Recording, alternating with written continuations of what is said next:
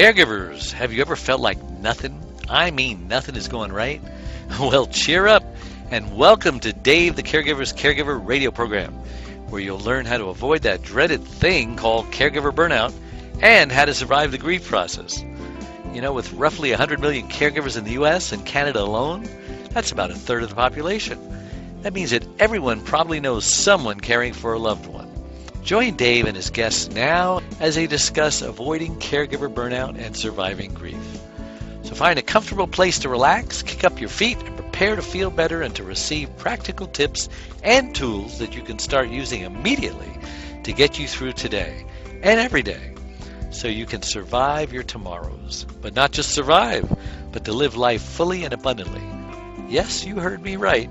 That is a possible goal to achieve. And now, here's your host, Dave Nassaney. Hey, from Los Angeles, the big LA, welcome to all my listeners out there in Radio Land. I'm Dave, the Caregiver's Caregiver, coming to you live on many global network platforms, including, take a deep breath, iTunes, YouTube, Stitcher Radio, Blog Talk Radio, Mixcloud, Listen Notes, Blueberry, and iTunes. Did I say iTunes? Where all our reported podcasts and videocasts are saved for your later on-demand listening pleasure, including, of course, our website, caregiverdave.com. Our goal here is to do our very best to help you avoid that dreaded thing called caregiver burnout. Now, we have an exciting show planned for you today. I am so excited. Well, first of all, with my lovely co-host, founder of the Caregiver Space, Adrienne Gruberg. Say hello, Adrienne. Hi. She's such a rebel. I tell her to say hello, and she says, hi. Okay. Today, we'll be interviewing author, speaker, coach Matt Brauning of Evolution Seminars. You will not want to miss this show. Now, I am your host, Dave Nassaney, and this show is to caregivers of every single kind. And the one thing we know about caregivers is that they are caring and selfless and sacrificial souls, but they have this tiny little problem. They're very prone to burnout, because they tend to put everyone else's needs above their own. And that's why 30% of them die before their loved ones do, and 60% become hospitalized needing a caregiver of their own. Now, we can actually learn something from the airlines, who tell us that in the event of an emergency, put your own oxygen mask on first before you attempt to help your loved one with their mask. You ever heard that? Hello, what an amazing metaphor for all of life. Take care of you first, not out of selfishness, but out of survival. Now, we also talk about grief and loss here and the devastating effects it can have on us. You know, anytime we suffer a loss, we go through a grief process. Girlfriend dumps you, you're going to grieve. And it could take days or weeks or months or years to get through it. Everyone is different. But if you're ready to move on in your grief, we can help. Now, obviously, some grief is more damaging than just your girlfriend dumping you. The doctor could tell you, you've got cancer and you got 3 weeks to live. Your wife could serve you divorce papers. Your CPA tells you that bankruptcy is the only way out. Whatever it is, there's a way out. So if you feel like you're stuck in your grief and you're ready to come in out of the cold, then we can help with that. Because there is only one way out of the grief process. No shortcuts, can't go through it. I mean, you can't go over it, under it, or around it. You got to go through it. And that's the uncomfortable part. Okay, I want to take this time to thank my last week's guest. I think it was Carla Fagan. Yes. And just remember, you can listen to that interview and all our interviews right here on our website, caregiverdave.com. All right, enough of that. Hey, a big welcome to my wonderful guest, Matt Brauning. Am I pronouncing that right? It's close enough for sure. Brauning. How would you pronounce your name, Matt? Well, it's a big question. It's spelled B-R-A-U-N-I-N-G, so it's Brauning, like German, but it's hard to say that over the radio wave. So sometimes I just tell people it's Browning. I see. Well, I'm going to be accurate and say Brauning. Brauning. So Matt is a podcast host, a master trainer of NLP, and I'll have him explain what NLP means, neuro-linguistic processing, I think. And I still don't know what it is. Programming, but yes. Same Programming, thing. Okay. Yep. And the best-selling author of his brand new book, The Firebox Principle. I don't even know what that means, so you got a lot of, as Ricky Ricardo would say, you got a lot of splaining to do. And his subtitle of that is The 7 Drives That Fuel Every Entrepreneur. That sounds interesting. Now, he speaks all over the world, from the U.S. to down under, Australia, filmed a movie with Brian Tracy and Bob Proctor, and consults with Fortune 100 companies such as U.S. Bank, John McAfee, yes, the founder of McAfee Antivirus, we all know what that is, and New York Life and the YMCA and others. And I think he even sings that song, YMCA. Maybe not. Matt is an avid motorcycle rider, which he's going to give up because his wife doesn't want him to, get injured. And church pastor and rock climber. I just threw that part in myself. Welcome to the show, Matt. So excited to have you. Thank you so much, Dave. Thanks, Adrienne. No thank you for the motorcycle comment. She already worries about me. But thanks, I'm glad to be here. Yeah, well, we all know someone who's been severely injured and maybe even lost their life. So just put that in the back of your mind as your children grow older. Okay. So my first question for you, Matt, is just who is Matt Brauning and why were you put on this earth? That is a very deep question to start a conversation for sure, and I love it. That's the way I like to start. That's it. That's how we go. Ever since I've known you, that's how it is. Well, again, thanks for having me on. I sure appreciate it. I'm excited about what we're going to be talking about. I think about that question probably not as often as I should, maybe, or maybe too often. I'm not sure. Every now and again, though. And I know this much about me is I've been an entrepreneur for the last 16, almost 17 years since I was in my early 20s. I've always been a visionary in a way, meaning that I know that carrying vision is important. So I found that I bring that to all areas in life, whether it's with, leading my family with my beautiful wife, Lola, and our awesome son, Valiant. He's 7 years old. Bringing a vision to our life together, bringing a vision to the employees and the company that I run at Evolution, bringing the vision to church life and spiritual world as I'm pastoring and loving people. Ultimately, I believe that I'm here to uplift and encourage people, to bring a stronger vision, and to build and equip leaders moving forward. I think if I really had to sum it down, it would be vision, and it would be building up more leaders. Now, let me ask you that age-old question, Matt. Are entrepreneurs born, or they can learn how to be an entrepreneur? That is a phenomenal question. And depending on which philosophy you look at, I personally, in my opinion, again, I've been at this game for a while, I think the entrepreneur's skills and talents can be learned, but the entrepreneur heart, I believe, is something that you're born with. Like, it's a lot about personality, right? Mm-hmm. So you're born with this personality of, are you adverse to risk, or do you love certainty, or do you love risk?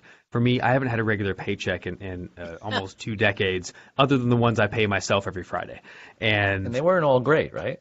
No, they weren't. Some were great, some weren't. I mean, there was a period in my life when I was 20 years old and I was making $250,000 working in the real estate business, and that was working for somebody else between commissions, bonuses, and salary.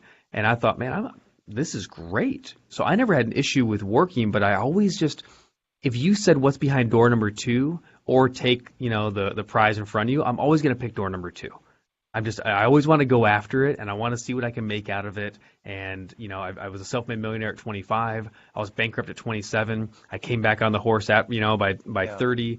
Like, I have no problem winning it and losing it and winning it again. I'm always about that. And I think that's part of the entrepreneur gene. Are you willing to go take the risk or not? And I have seen a lot of people, Dave, in that space that kind of shouldn't be there. They shouldn't be there, but they really love the title. They fall in love with the lifestyle. But it eats them up inside because they just don't feel safe every single day. So I would just say go after your heart, and if you really feel like that's you, then rock and roll and learn the skills necessary. Yeah, it's like there has to be an internal meter, like risk reward. Are you more apt to take risk because of the reward, or fear and faith? Mm-hmm. Because during those lean times, a lot of entrepreneurs don't have the salt that it takes to get through those rough times, believing that, just around the corner is the prize, right? That's exactly right. There has to be, again, back to the vision, there has to be a vision and a reason why you're doing the thing. If you're just in love with the idea of being an entrepreneur, it's going to be really tough for you. But if you're going to become an entrepreneur to create something that you're in love with, then it's a much easier road when it gets hard. Yeah.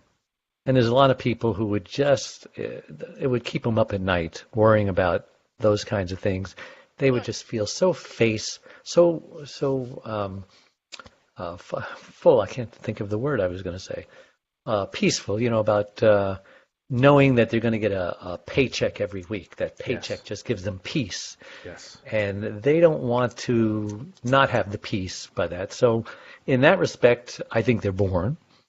But in other respects, we were talking about this last week, Adrienne, about I am a born introvert, but I have learned how to be an extrovert, and you kind of said the same thing. So it's like you're saying you may not be a born entrepreneur, but you can learn some of the traits, some of the gifts and tools of an entrepreneur, but it may or may not let you sleep at night. So Absolutely you just have to true. try it and see. Now, did you say your wife's name is Lola? Lola, like the songs. Are you old enough to know that song? Oh, I grew up on the Doors and Led Zeppelin and Cheap Trick and classic rock galore. That ever was since. Layla. Yeah, that well, song. what about Lola? Whatever I'm she talking about wants, the she song gets. with what damn Yankees. Yeah. Remember? No, exactly. Whatever no, I'm saying Lola is I grew wants, Lola gets. whatever Now, Lola. That's is that why. true? That's how she Lola? got named. Whatever Lola wants, Lola gets. And then there's the other, right? The Lola Lola. She's not She's not as big of a fan of that one. For, I don't know, maybe obvious reasons, but yeah, but that is Lola. Well, that's interesting. It's going to be a fun interview, I can tell already. Can't wait. Let's see. You got any questions right off the bat, Adrienne, before I ask him what I want to ask him? No, I want to listen and hear what. Okay. Yeah, So you were I'm actually, a good listener. Adrienne is a good listener, but she's a good speaker too. So you were actually a part-time caregiver to your brother for 16 years. I guess he had a car accident that resulted in a stroke and traumatic brain injury. Wow, that's like really bad. Tell me, what kind of relationship do you have with him before? I mean, how close were you? And how did that relationship change into what, we call the new normal? Go ahead and take that. Man, so I was 17 when he got in a car accident. He was 20. Wow. He's 3 years older than me. So how close were you? Yeah, so we were 3 years apart. But the funny thing is we weren't very close. We were close in kind of a negative way, right? When we were growing up, he was the bigger brother that picked on me, that that would hold me down and, hold the orange juice loogie over my face and let it drop, and then suck it back up at the last second. Terrible picture, I know, but that was our life. And, but also I emulated him, right? It's like he grew long hair in high school. I grew long hair. I had a ponytail in 7th grade. He started listening to classic rock, like I said, he was into Led Zeppelin and the Doors and the Beatles and Rolling Stones. And so I started getting into that too. My first concert was Pink Floyd. I went to with my brother and my dad. And then my second one was the Eagles, Hell Freezes Over. So we had a lot of that, bonding together. But we also, it was just, as he got older and got out of high school and went into the workforce, he was laying carpet when he got in the car accident. He started making some money, and I'd steal from him, and he got into drug use and drinking. And of course, what did I do? I'm the younger brother. I got into the same thing. So he got kicked out of high schools. I got kicked out of high schools. Literally, I didn't know I was doing it at the time, but if you look back, I was just emulating him in everything. And so by the time he got in his car accident, I didn't think we were really ever going to be close again. And I'll never forget, I was working at Sizzler Steakhouse at the time. I was 17, and I got a phone call. There's no cell phones at the time, right? I think I have a pager, so I got a page, call my dad's number 911, right, which means emergency. And they tried to call me at work, and I call them back, and they said, "Hey, your brother's been in a car accident. We're at the hospital." And I had no idea how, I'm a kid, so I just go, "Okay, well, all right, I'll come over when my shift is over." I didn't know how severe it was. I should have thrown on my apron right then. So I finish up my shift, and I go over to UCI in Irvine, where he was, and it was really bad. He had rear-ended into a tow truck, and I'll keep this part short because this is the less relevant part, but it's obviously it is what it is. He rear-ended into a flatbed tow truck and hit it in such an angle that the safety stop bumper he missed. So the back of the tow truck came right in and opened up the top of his truck cab like a can opener. And he ducked way down, but it clipped the top of his head. So his skull fractures, pretty wide, and it had instantly a severe stroke, severe TBI, traumatic brain injury, and basically from that point he was in ICU for months, and we didn't know if he was going to live or die. I'm sitting there for 2 months. At the same time, I was actually 60 days sober at the time. I had gotten sober in high school because I had been using and drinking, like I said, and so I'm 60 days clean. As a 17-year-old kid trying to take care of my parents who are freaking out, right? Their little boy, is going through this. And so I grew up really fast in that way, because I always wanted to be the one who was certain and sturdy, if that makes sense, right? To be around my dad, who was really emotional. And he was always emotional growing up. So he was really angry at times when we were kids. But when trauma happens, he was also grief-stricken, and it was just really hard for him to cope and deal in the moment. He was an amazing rock because he also, he took care of everything logistically from that point forward that he needed to be done. But in the moment in the hospital, man, it was hard. So it took months, and he was in a coma. When I first saw him, his head was the size of a watermelon, like one of the long ones, not the little seedless ones, And it was twice his normal size because of the brain fluid, right? It was the pressure was building, and I didn't know what to do. So it wasn't like the soap operas, though, right? He was in a coma, and if anyone has ever known someone like that, it wasn't that one day all of a sudden he woke up and said, "Where am I?" It wasn't that at all. He one day opened his eyes, but all he did was lie there and open his eyes because he had a brain injury, and then he moved his eyes side to side a couple of days later, left and then right. And then he began blinking more. He started communicating with blinking. And, and little say by yes little. for 2 blinks, no for 1 blink, that kind of thing? Yeah, exactly. So then he understood. He understood, yeah. Well, that's good. That's a biggie. And then he finally was able to say something, but that took weeks. And again, we didn't know. I know, Dave, we just chatted with you. You were on my podcast just recently. And you were talking about with your wife, obviously, and her limited speech and how speech didn't recover, and you're waiting for it, right? Mm-hmm. Well, we, just like you, we had no idea what was going on as a family. We were still in the mode of, oh my gosh, he's in a car accident. Is he going to live or is he going to die? We weren't thinking, what does life look like? What will he recover? What are his abilities? What, et cetera, et cetera. So I didn't know what to look for, but I remember the first words he ever said. He eventually got out, "I love ice chips." So he could tell us how thirsty he always was in the hospital. So then from that point forward, we gave him a ton of ice chips. And then he started eventually being able to drink. And so again, it's months and months later. Now he's talking more and more. But he had to relearn everything, even down to, because it was a frontal cortex injury. So he was talking differently. His personality was different. He was, to be quite frank, he was, I don't know what kind of language you can use here, but he was a very big jerk. He was very angry, and he was a poo-poo head. Personality changed.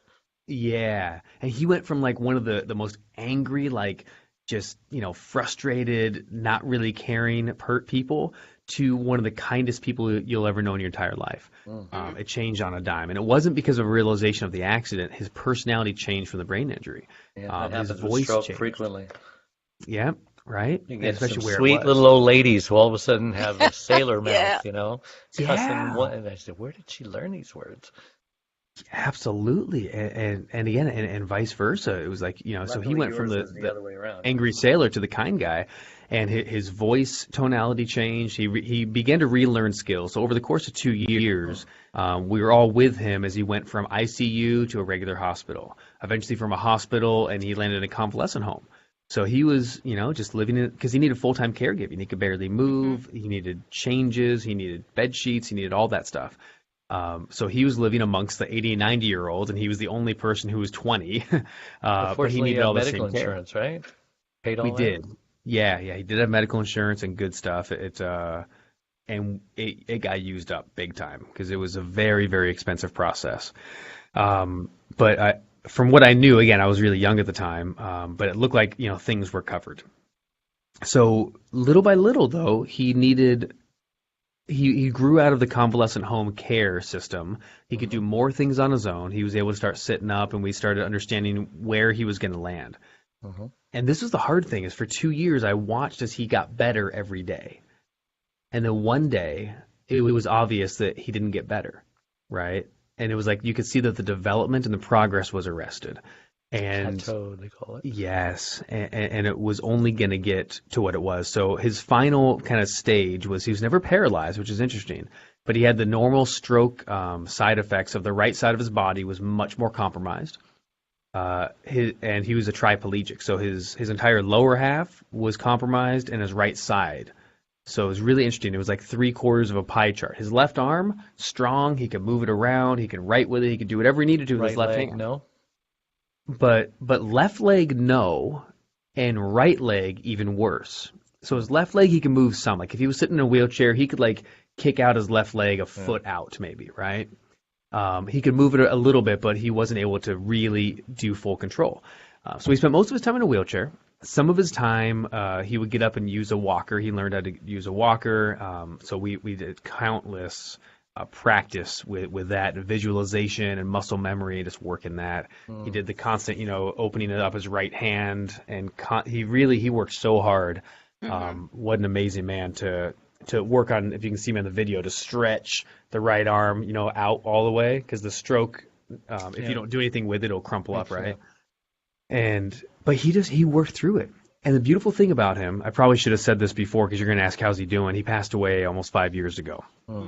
And I miss him every day. His name's John, a phenomenal human being, but really just a tremendous model to me, because over the course of all the rehab, the hospital, the brain surgeries, the convalescent home, the sheets, the having to work the muscles, all that stuff, he never complained one time. Like literally not once. He just did what he had to do. He complained to my dad sometimes about my dad, but he didn't, because my dad was the primary caregiver. But he never complained about his stake in life. He never complained about his situation and what he was stuck with, which I think is just such a testament to again, carrying vision. He always saw himself as getting better and what he's working towards. From the very beginning, he always had that. Let's take a break, and then we'll continue this conversation. Matt Brauning again. We'll be right back. Don't go away. Dave Nassaney, the Caregiver's Caregiver, has just released his 6th book entitled It's My Life Too. Reclaim your caregiver sanity by learning when to say yes and when to say no. It was specifically written for caregivers who know they should be putting their needs first, but just don't know how. Dave is the sole caregiver to his wife, Charlene, since 1996. He knows firsthand what caregivers are going through, because he is one.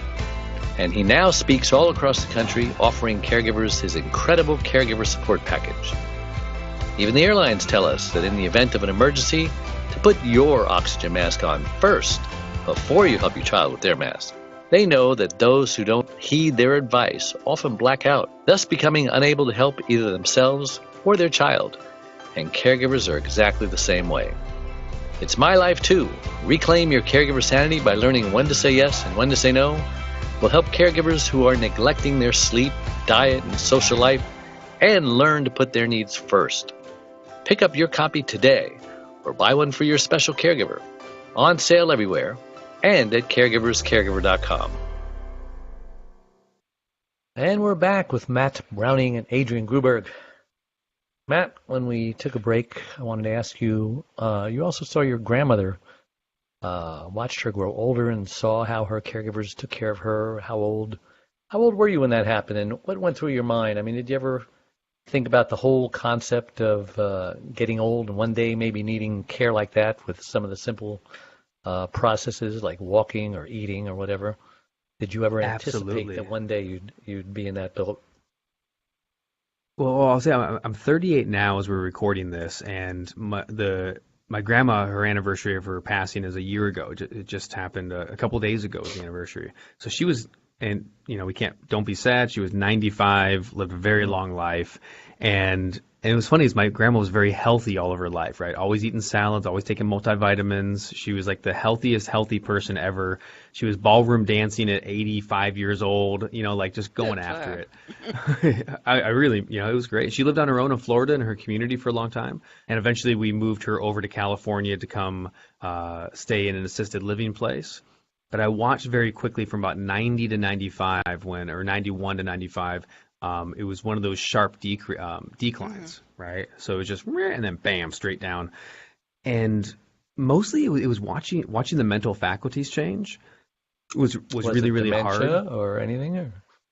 I don't know that it was ever diagnosed. And I wouldn't say it was dementia because she knew, she was never surprised, but over time she just talked less.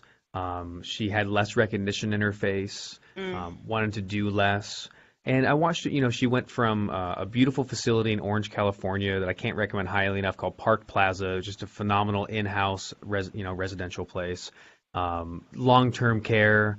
And you have as much or as little care as you wanted. And I really loved that. I thought that was great, where you could just basically have your own studio apartment inside there and go down and have meals, all the way to help with showers and things like that. Did they serve the meals? They do, yeah. Yeah, they serve the meals. Yeah, have a great in-house chef that actually made my parents, who my dad's turning 70 this year, my mom's 69. They went over and visited her so much that by the time they moved her to a full-time nursing facility, which was like an in-house, one of those places, it's a single-family house with about 3 or 4 residents and in-home care. By the time they moved her, they still go back to Park Plaza every week to go have the salmon dinner and to go visit their friends they made and go play cards. So their best friends are, 80 and 90 years old. And so I'm trying to get them ready. I'm like, Mom, they're not going to be around forever. And, when somebody passes, it's always a very sad thing, even though you kind of expect it. But, yeah, their best friends are, 92 years old. But it was a phenomenal place. And I watched the people have such a heart. Like, you have to have a heart for not just like whether it's the elderly or whether it's for giving care and have a servant's heart. To me, it's a lot like even nursing too. In the nursing field, if you don't have a heart for people, it's going to be tough for them. And just a job. Yeah, and I just love encountering that. Same with the school system. Our son, he's in first grade. His first grade teacher, she's not listening probably, but shout out to Mrs. Sperling. She is just such a loving, caring person. You can just watch her heart for the young kids. And then she also learned the talent of teaching. So I just have so much respect for someone who can learn the talent and skill of, say, caregiving, but you got to start with that heart for caring for people. Yeah, and a lot of people mistakenly think that paid caregivers don't have the heart that a family caregiver does, who does it for no pay. Yeah. But that's not true. There are a lot of paid family caregivers, and when their client dies, they go into depression, and sometimes they need some time off to just get over it. So they make real relationships. Yeah. We had a few caregivers for my grandmother come to her memorial service, and you could watch. It was like, again, like not all. Some of them are like, oh, we're gonna miss Doris. She was so great. But then the ones who came, they were genuinely, really personally feeling a loss because they got to know her over the years, and really built a relationship. Yeah. So burnout doesn't just happen to caregivers, It happens to all of us. Right, Adrienne? Yeah, that's true. Share a time when you would consider yourself burned out or even fried to a crisp. For me? Yeah. Yeah. Man, so I'm trying to say which one to use. Here's what I find is anytime I find myself into a repetitive task environment, you always have a risk of burnout. And it really is whatever it is. One of the biggest things I've read a lot of study around in the factory work, right? So even 100 years ago, there did a lot of motivational studies around factory workers and how to avoid burnout. And some of the incorrect thinking back in the day was it was all about pay. And like you just asked a question, or you mentioned about whether they're paid or it's a family member, does that change things? What people thought in the 1900s, or 100 years ago, was that pay would fix things. So there was an experiment, right, where Mr. Smith took, and that was his real name, Mr. Smith came up with the idea of a needle factory. And what would happen is you don't need to know the big picture. All you need to know is that each one of you does one part of the job. One of you stretches the wire. One of you cuts the wire. One of you makes the little holes. One of you shapes the point. And if all of you do what you're supposed to do, you'll be fine. And if we pay you enough, you'll be motivated. today we know that couldn't be further from the truth, right? Try going over to grandma's house. She makes an amazing Thanksgiving dinner, puts her heart and soul into it, says, I know, Dave, you love blueberry pie. It's your favorite pie, so I made 2 of them, one so you can take home. Oh, did you enjoy it? Oh, Grandma, these biscuits are amazing. Oh, I know, I made them from scratch like I always did when you were a kid. And you have this amazing dinner, and at the end of it, you stand up and go, Grandma, that was so good. So, and you pull out a wad of cash and go, how much do I owe you? What was that, about $200 maybe for everything? Here you go, Grandma. Thanks a lot. Like, you're going to get kicked out of the house maybe. Money is not the biggest motivator, and it doesn't prevent burnout. So it's kind of a aside for the burnout conversation. The biggest thing that I've felt burned out in over time really is probably business. And I've been in this current business in the coaching and training in the NLP and life coaching and training space for 12 years. Not a long time, but not a short time. All right, it's in that funny middle zone, right, where it's I'm learning to have the longevity, and it's the longest I've ever done anything. I've been with my wife for 10 years, but I've been with the business for 12, right? And I've been with my son for 7. The thing that keeps me out of burnout, though, is always something I mentioned in the beginning. It's vision. If you have enough vision, the vision will always carry you through the ups and downs and through the burnout. Like, if you don't know why you're sorting out medicine or changing a dressing, and then you get, I have to change the dressing because there's a wound, or if you're caregiving in that way, or whatever it is.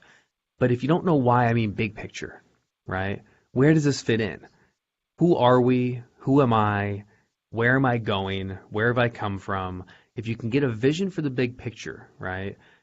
Whether it be spiritual, whether it be emotional, whether it be impact on the world, if you can get a big picture and you understand what fuels you in that way, when you come to the repetitive task or the non-forgiving task, the one where nobody recognizes you, right, and nobody says thank you, you'll be able to get through it because it's not about whether or not somebody thanks you, right? And especially, as you know, in the caregiving space, like for my brother, it was a weird, hard balance for gratitude, because on one side, he didn't want to be cared for, right? He didn't want to be helpless. He didn't want to have someone have to do it. So when he said thank you 800 times a day, he's like, it didn't feel good. But then he learned that he could do that, and he could do it himself. And he eventually, after a few years, got to the point where when he was wandering around, we'd go out to eat somewhere, and someone goes, oh, and they stand up and move their chair so he can get through. He'd just go, thanks.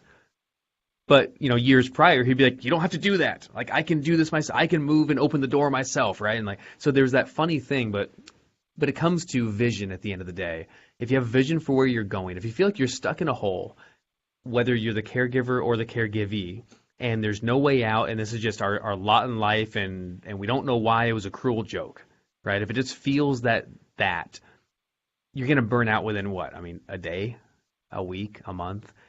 But if you can get a vision like you did with Charlene, I love so much. I'm so in awe with what you and your wife have created out of what could have been for someone else only a tragedy. You took something that started as a tragedy and you created vision for it, for where you two move forward. And I have so much admiration for you both for that. But that's what I would say. And the long answer or the short answer is vision. Yeah. How did you feel about repetitive tasks when you were caring for your brother when you were so young? I didn't mind the repetitive tasks as much for me, but again, I don't think it's fair for me to answer that only because I was a part-time caregiver.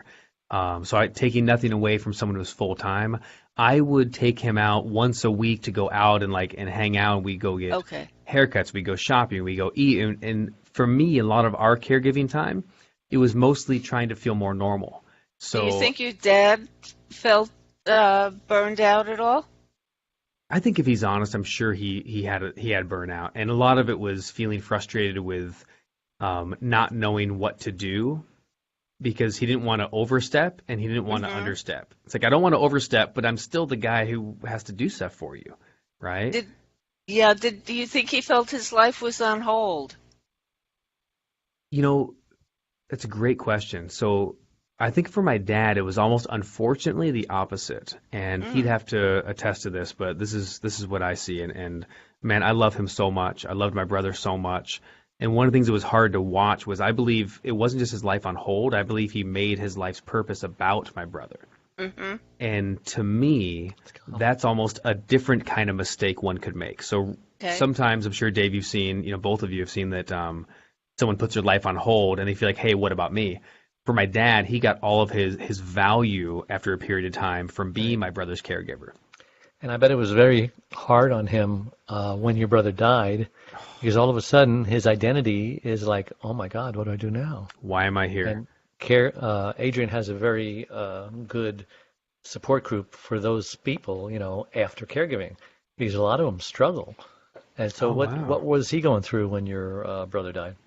I mean, all exactly that. It was hard because it was the combination of my life's purpose as a caregiver in a lot of ways had been given up, but at the same time, it was my son just died. Mm-hmm. And as my wife and I, right, like looking at he and my mom looking at losing a child. So it was both of those at the same time. It was like, getting a letter that your wife's leaving you at the same time your boss fires you. And you go, oh my gosh, right.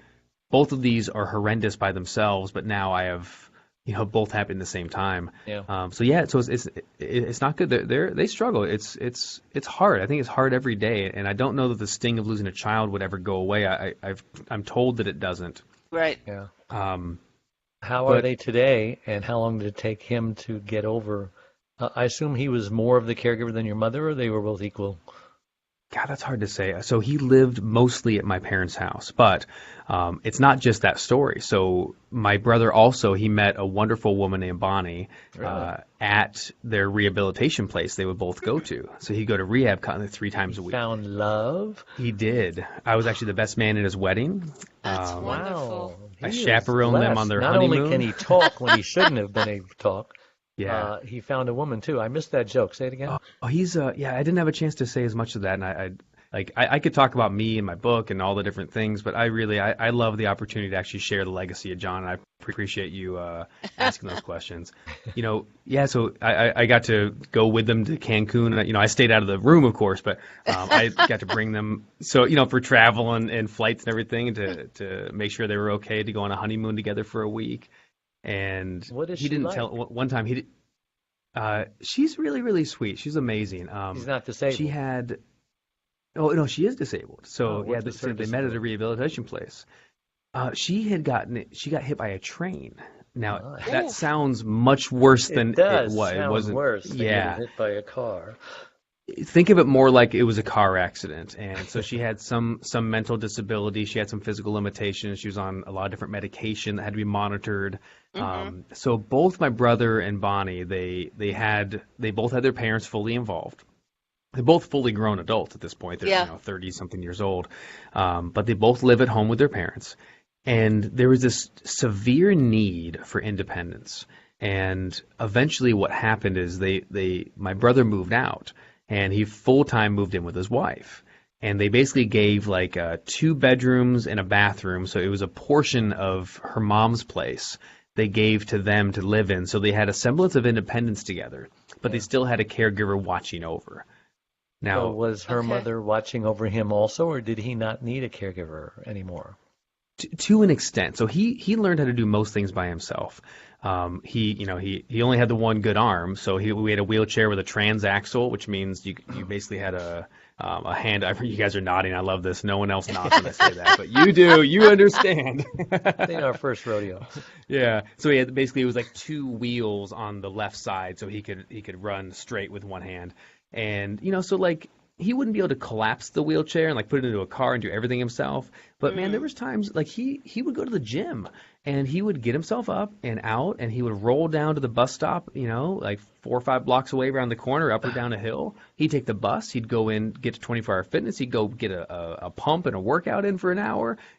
Go to Taco Mesa and eat some tacos. Head back. So he really found ways to create independence. So I think one of the important things that allowed our relationship to be as strong as it was, and with his parents also, my parents too, was finding ways to give independence in a place where you don't have a lot of independence, right? And that really helped for him as a caregivee not to burn out. And I realized that everyone has different levels of what they can do. One of the things he wanted to do. Sorry, go ahead.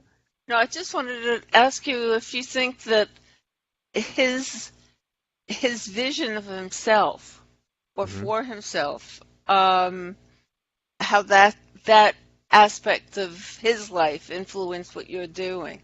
Because he was very motivated, obviously, Yeah, to he motivated. be a certain way.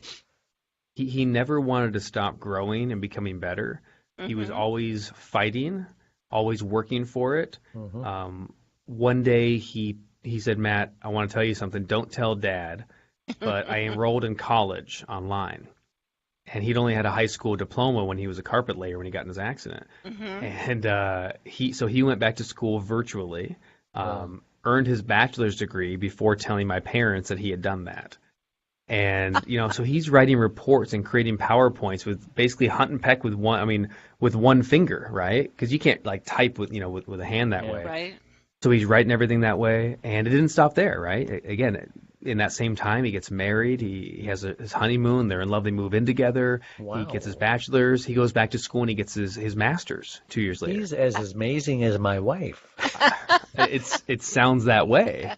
It sounds that way. So I looked at John and think, if you can never stop and you don't complain about your stage in life, and you're going to go get a master's degree with a traumatic brain injury, a stroke, and the use of only one hand, and you're in a wheelchair, what excuse do I have? And as a part-time caregiver, I thought, man, how can I complain? Right. And I never wanted to complain. I never thought about it. How can I complain that every time we go somewhere, it was just how life was. We go somewhere, we stop, I park, I run around the back, I pop the lift gate, I grab the chair out, I unfold it, put the transaxle back in, bring it over to him, and away we go, and we hang out. Yeah. You and I have a lot in common, because I have said many times when I felt like complaining about my aches and pains or whatever, I take a look at her and I says, oh my God. Right.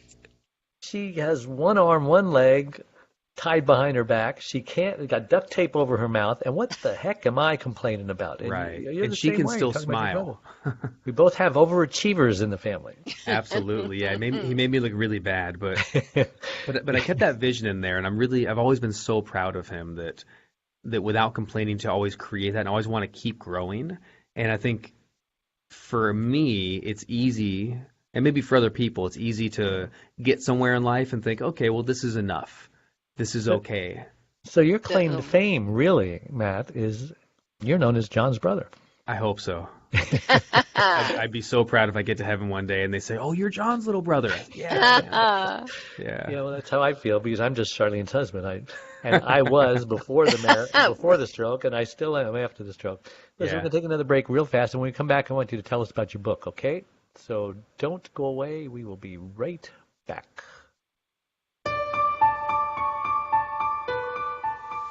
Anytime we suffer loss, we grieve.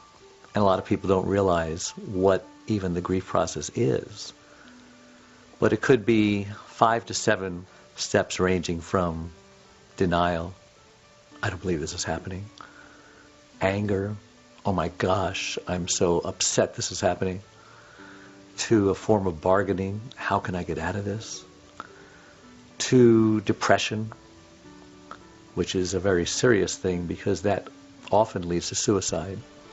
And then finally, after you realize you have no more control over your situation and you're totally okay with the new normal that it brings, that wonderful, wonderful place called acceptance.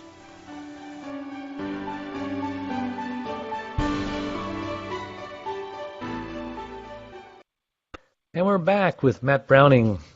I said Browning, didn't I? You're right. Just over like the me. radio. It's just hard. And Adrienne Gruberg.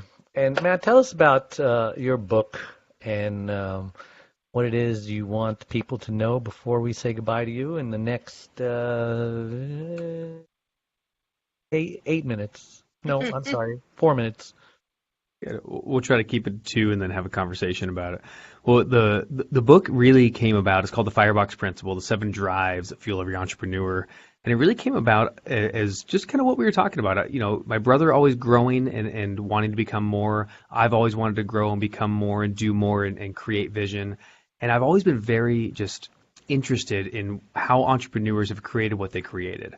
So I'm always an avid reader, biographies. I love looking at, whether it's an Elon Musk or Richard Branson, or I'm looking at an Andrew Carnegie or a J.P. Morgan Chase, or Rockefeller. No matter what the age time, I was just fascinated. And what I started looking at was not as much their strategies, because in neurolinguistic programming, which is basically the science of achievement and the strategies of the unconscious mind, I've always been looking at their strategies. How did they create this stuff, right? The Firebox Principle answers the question not how, but why. Why did we create this? And it really dives into a model of the motivations behind great creations. So I looked at entrepreneurs, but I realized, of course, this applies anywhere you look. Why do we do what we do? And the more I kept looking into the stories, every single origin story of these great entrepreneurs and great leaders kept landing in one of 7 categories. And then I heard another story. I thought, gosh, that's exactly like this one. Yeah, I remember, looking at, Lamborghini as an example, right? Falls into what I call the anger/revenge drive. And you would be shocked how many companies got founded, and nonprofits got founded out of anger/revenge, right? The Church Reformation, Martin Luther, it wasn't out of a spiritual drive, although you might think it was mostly, I would call it the anger/revenge. He looked at what the church was doing at the time and said, I don't agree with that. It's wrong. It has to change, and it changes today.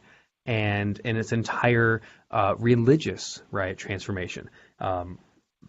So many people like that. So Lamborghini was a tractor salesman. Or sorry, not a salesman. He was a tractor mechanic, and he was always rehabbing tractors and flipping them and selling them. He did pretty well one day, eventually, and he went to go get himself a treat, and he wanted to get himself a Ferrari. He loved Ferraris. He was in Italy, and it happened that Mr. Ferrari was local there, and he tried to bend his ear and give him some advice, and he said, something you could do to your engines to make them perform a little better. He gave him some tricks. Ferrari was so upset that this lowly tractor mechanic would try to give him advice that he told him, get out of here, I don't want to listen to you, and get off my lot. Well, Lamborghini said, I'll show him. If he's not going to listen to me, I'll build my own. And, now we have Lamborghinis. But it didn't stop there. There's so many, whether it's Adidas or versus Puma. There were 2 German brothers who were pissed at each other, and they set up factories in Germany on either side of a river. James Dyson hated how the vacuum industry worked with selling you bags over and over and over again, taking advantage of customers. And he said, enough's enough. Let's make a bagless vacuum. So I looked at all of them and thought, wow, so many of them solved a problem they were angry about. And in everyday life, so, whether it's the anger revenge drive, the spiritual drive, the artisan drive, the drive to create just because you need to create because it's beautiful. Steve Jobs falls in that category, right? Or you look at the ego drive, like a Rupert Murdoch, who said, I never felt like I was enough, and now I want to become enough. And when you get in touch with the drive that's under the surface for why you do what you do, you could do one of 2 things. Number 1, you can gain congruency about it. You can finally look and say, if that's really why I started this thing, let me wave that flag with pride. Let me tell my story that, I wanted to build my ego. As a kid, my dad, was always big, and I was in the shadows, and I wanted to build this so I could become someone. And look what we've made together. So you can actually get people around you to rally for this drive, even if it's an ego drive or an anger drive, for instance. The other thing can happen is sometimes over time, the reason why we do something changes. So you move from, I started this thing with maybe a compassion drive, right, to care about people, but it's become more of a spirit drive or more of an artisan drive or a survive, thrive drive, which is all about getting into a better station in life and making more money and creating success. And it's okay if it changes, but if you're still claiming that what you're doing today in business or what you're doing today in your relationship is why you started, we all know relationships evolve over time, right? And I mean, look at, again, like when I look at me and my wife or in your relationships, the reason why I started dating my wife was because she was really pretty and really fun to be around, and we had a great time together, and I was like, oh yeah, so it was a fun drive. Now, do we still have fun today? Sure. But the thing that keeps us together is very different, right? It's very much a spirit-based where we know that we're made to be together and we're going to go through ups and downs. But the point is, if I tried to be 10 years into a relationship thinking that every day is going to be as fun as it was when we dated, that's not going to help me. It's going to get me off track, right? Yeah. So you can still have fun, still do the same things, but you have to recognize when your drive changes. Mm-hmm. Hopefully that makes some sense. I'm trying to put it in context for the show as well as in the entrepreneur space. Yeah. No, you're a pretty smart guy. Yeah. Smarter than you look. Oh, thanks, Dave. I appreciate that. I just watch things. I want to watch know what people. the drives that keep you from being an entrepreneur, a successful entrepreneur, are, because there are so many of those that are just under the surface. Yeah, well, I'll tell you, Adrienne, it's a great question. One of the things that can happen, though, is any of the drives, so those are the 7 drives that fuel.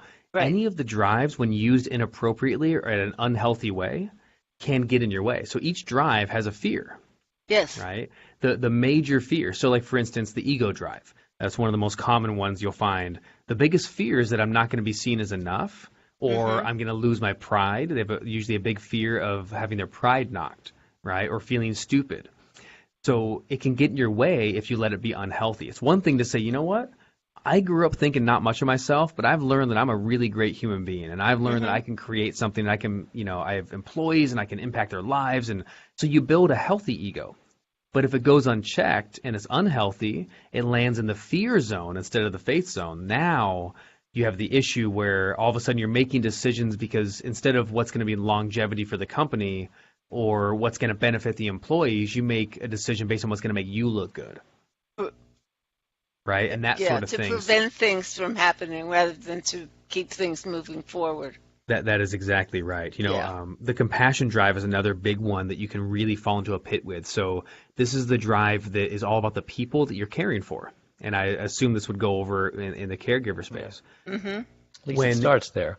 Yeah, exactly. Because you can lose the big picture. So Tom Shoes is a good example. Blake Mikowski founded the company, and the reason was he saw kids in Argentina with no shoes, and they get diseases from unsanitary conditions. He wanted to shoe the kids. But his idea was, let me make a for-profit company that will result in getting shoes to the kids. So I don't have to be beholden to donations. That was his idea. He wanted to be in control of how many kids he could shoe. Right? Yeah. And I just absolutely love that idea.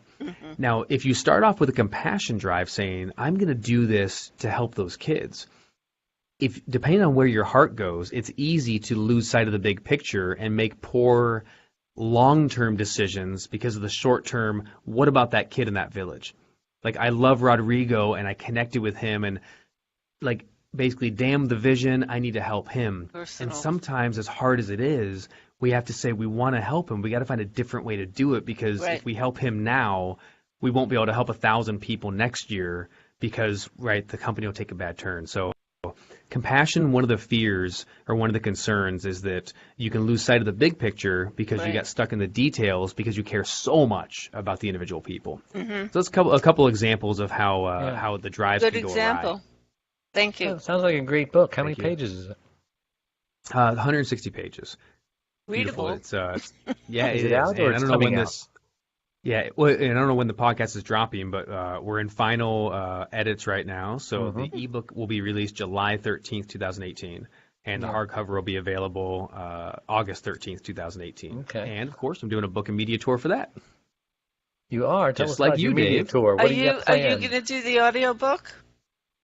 I will actually do the audiobook. Yeah, I just finally got into Audible. I'm really excited about that. So I will read the audiobook as well. Good. You two guys have good voices.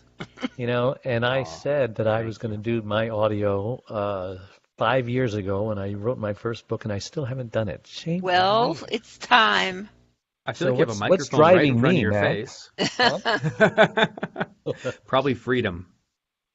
Yeah, I've got to do this. Probably the need to have more freedom. And what's funny, too, is you mentioned that, our vision changes over time. Yes. So your vision went from the book to now, hey, the book is this little piece. I'm really about getting this message out. So you're everything about media, everything about that. And it's easy to put off some small projects that, to be honest, let's face it, like, does the audiobook mean as much today for you as it used to? It's not. It's the message. And I don't know if I'm out of turn saying that, but that's how I would feel. No, that's why you have to do it immediately, because your vision will change. Or delegate. Yeah, You I can have give it to to learn Matt to and tell him while delegate. you're doing your book, immediately do my book, and I'm sure you. I was going to say Adrienne could do both of our books. Yeah. Not with this voice. Yeah, but the website for the book that's going up too, there's also a Firebox quiz that we're putting together. It'll be ready in the next month. It's called fireboxbook.com, and there's a free quiz on there where you can actually find out which of the 7 drives is your primary drive, and then you'll learn all about its fears, its strengths, its weaknesses, its attributes, and how you can really develop it in a healthy way. Tell us how to get a hold of you, your contact information. Oh, so easy. So social media, I'm all over the place at Matt Brauning, which is Brauning, the German spelling. Matt Brauning. You just have to Google that, right? Yeah, it's Matt Brauning on Facebook, Matt Brauning on Twitter, Matt Brauning on Instagram, on YouTube. You can go to Matt Brauning Podcast to grab my podcast, The Purpose Driven Entrepreneur. So that's probably a great way. You can go to mattbrauning.com, shockingly enough, and you can find my schedule on there and book me to speak or just connect and hang out. Great. Absolutely. Great. Adrienne, how do we get a hold of you? It's Adrienne, Adrienne, at thecaregiverspace.org, and you'll find all the other information you need to get in touch with me on there. Yes, Adrienne magnificently found over 100,000 followers when Facebook did not have all their algorithms in place, and it was hard to do that. And a lot of credit goes to her. She's up to 160,000 now. 66, I'm sorry. No, Wow.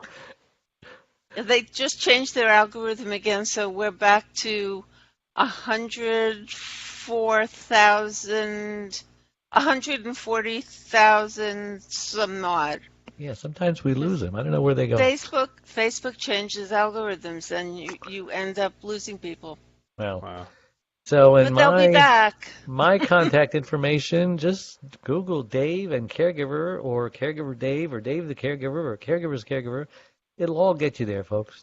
Right. And so thanks for the show. Thanks for coming on. Appreciate both of you. And we are going to see you next time.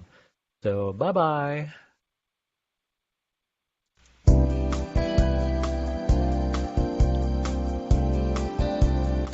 Thank you for joining Dave, the Caregiver's Caregiver radio show. Goodbye.